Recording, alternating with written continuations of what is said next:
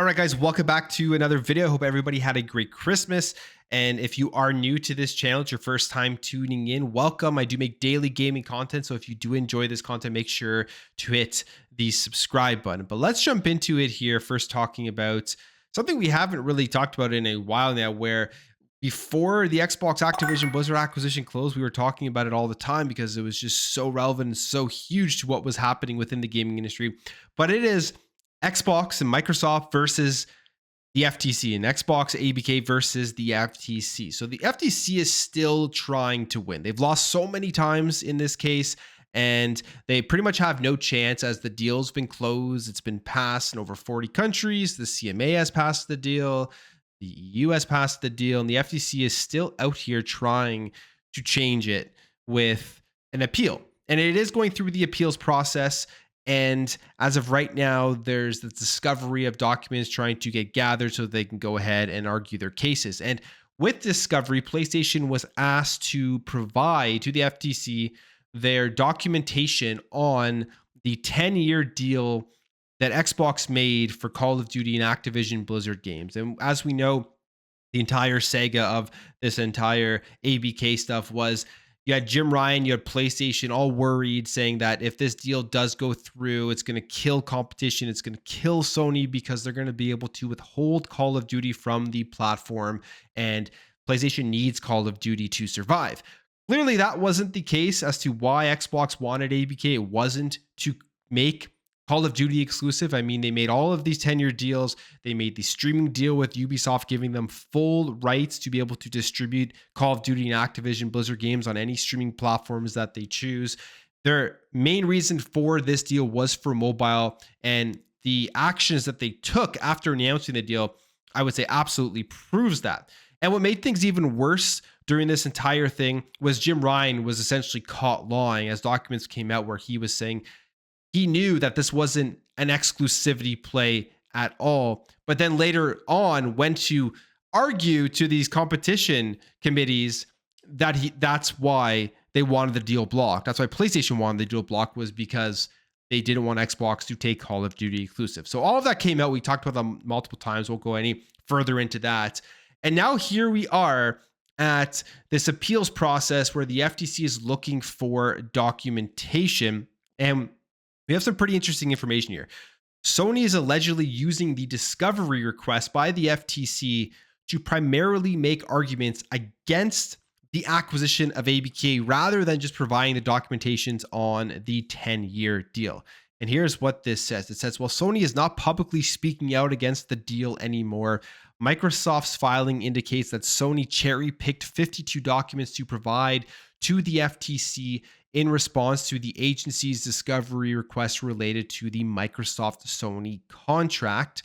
And they list a bunch of stuff here, and a lot of it is redacted, but they do say footnotes saying that Sony made similar arguments in a letter to a redacted recipient, and you can presume that the redacted recipient was a competition regulator.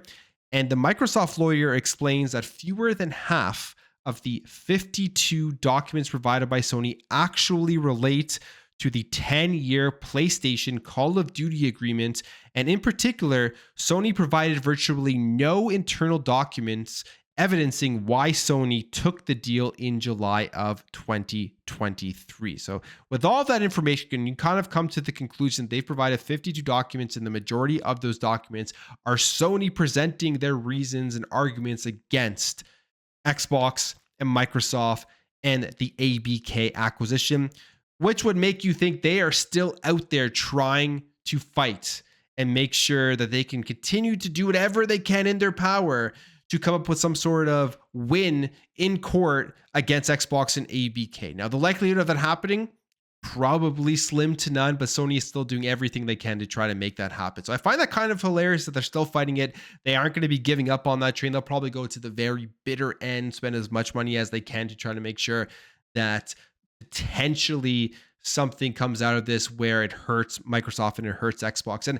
it's all making sense now. It's like this big ball web of information that all has come together with the Insomniac leak, believe it or not. I mean, I was thinking along these lines, but it's all now given like proof in front of your eyes when you've seen the stuff that has come out with the Insomniac leak, with how much it really is truly costing PlayStation to make some of these games, like over 300 million plus dollars, how they are scared of the ABK deal. They are scared of Xbox and Activision Blizzard, how they've praised Xbox's strategy, and they are going to be going along the lines of what Xbox is doing, and they know they have to be able to survive and thrive in this industry going forward. And I think that they've taken too long to do it, so it's going to be very hard for them to catch up to what Xbox has been able to do over the last number of years. And this whole ABK thing probably forced Sony to accelerate their plans to get away from the console exclusivity. And it seems like they're kind of terrified as to what the future holds with Xbox becoming stronger. They're realizing that they sat on laurels way too long, and they're going to have to make major changes going forward.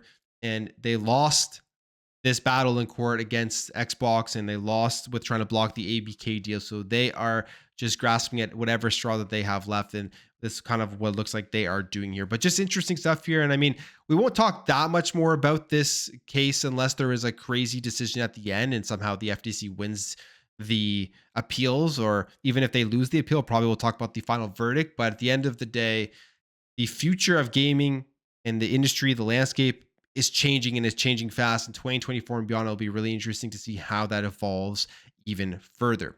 Now, when it comes to the Insomniac leaks, we do have some information here about Spider-Man 2 coming to PC. Now, we knew this was going to happen.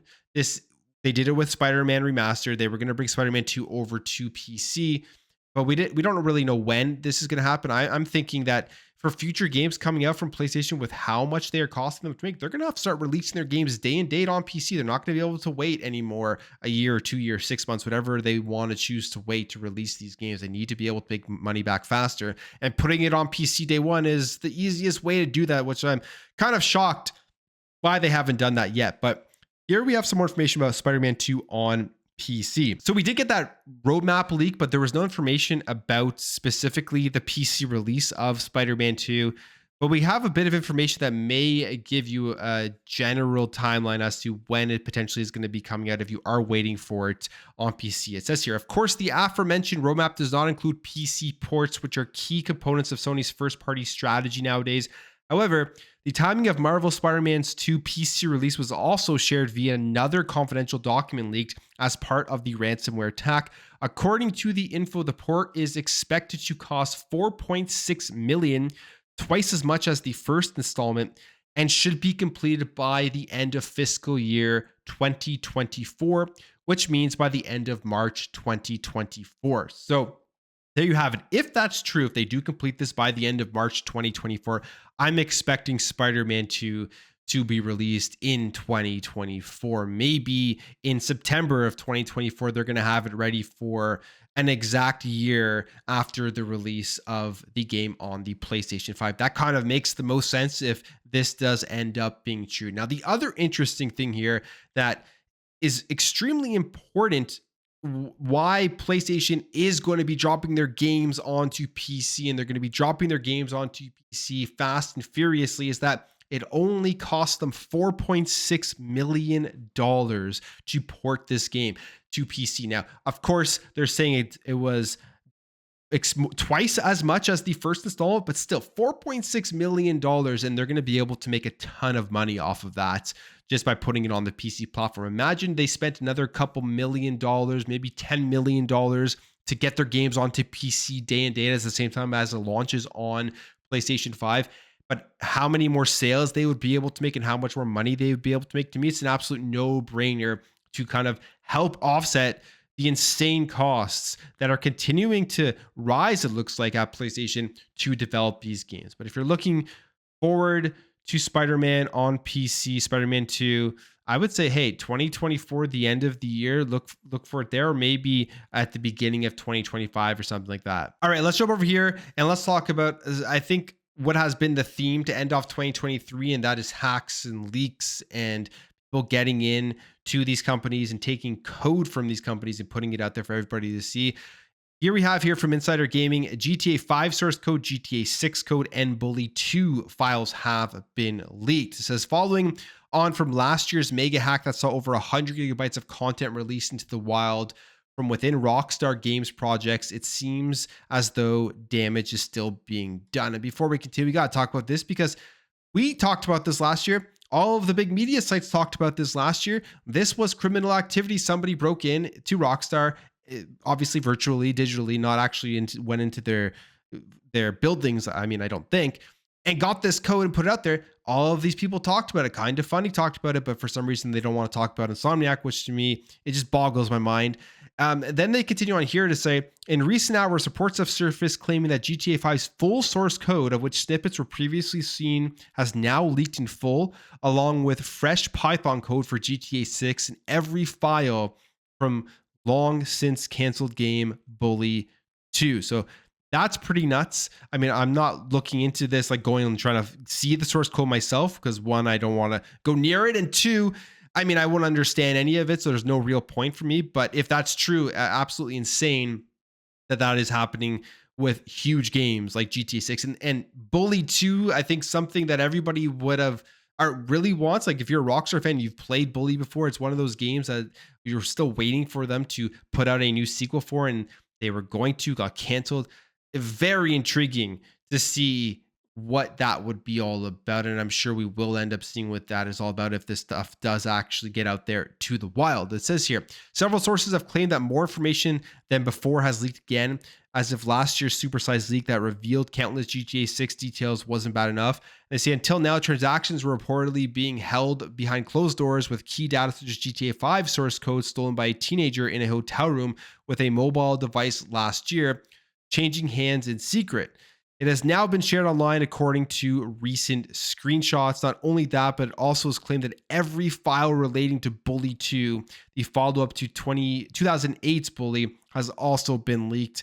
And in another screenshot, there's a floating around from a Python code from GTA 6 has also been revealed, along with some early conceptual materials from GTA 5, such as the original rendition of the game's map. So this is insane. I mean, more huge news when it comes to hacks and files being leaked in. I mean, if you're these companies, I'm sure everybody is sitting there and realizing they got to increase their security, because I think this isn't going to be stopping anytime soon. We just saw Ubisoft having to fight off a hacker. I wouldn't be surprised if there are major publishers out there, major companies. I mean, you could just think of some of them that are right now making sure that their security systems are at an all-time high, because I feel like they're going to be the next targets going forward. It seems like it's just making its way around the entire industry. I wouldn't be surprised if at some point Xbox out there is going to be trying to get attacked by hackers trying to get information from their first-party studio. So pretty crazy times right now within the gaming industry. And finally, let's talk about this, because I hope this truly does happen in 2024. It's probably one of my top most hyped games, top most anticipated games that I'm waiting to see more now of. I'm ready for Gears. It's been too long at this point. I mean, I was okay last year, but going into 2024 and beyond, I want Gears, and it looks like it potentially is going to be happening. This is from Benjamin Huey, who is a level designer at the Coalition, potentially teasing Gears of War 6 news in 2024. He quote tweets the Gears of War tweet wishing people a happy holidays and a Merry Christmas.